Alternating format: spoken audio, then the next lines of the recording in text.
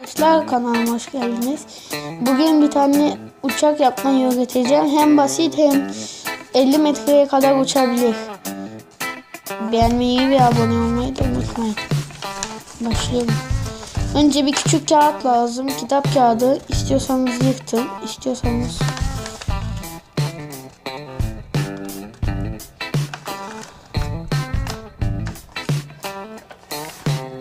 böyle büktükten sonra açıyoruz. Sonra şu kanadı böyle koyuyoruz. Aynen uçakın başladığı gibi. Sonra şu tarafını alıyoruz. Şöyle koyuyoruz şu noktaya.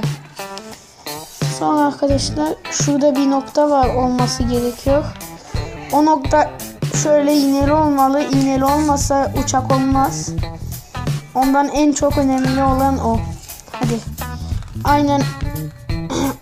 Aynen o şekilde. Aynen öbür tarafını da yapacağız arkadaşlar. Şu tarafını da böyle yapalım. Sonra şöyle alıyoruz. Döndürüyoruz öbür tarafına.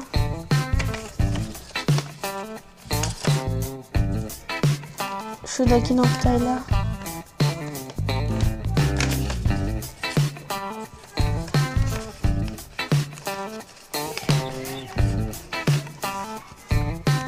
Şimdi arkadaşlar şu tarafı alalım.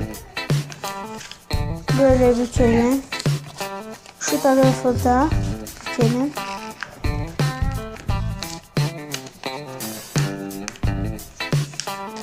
Uçağımız oldu arkadaşlar. Görünüşüne bakın.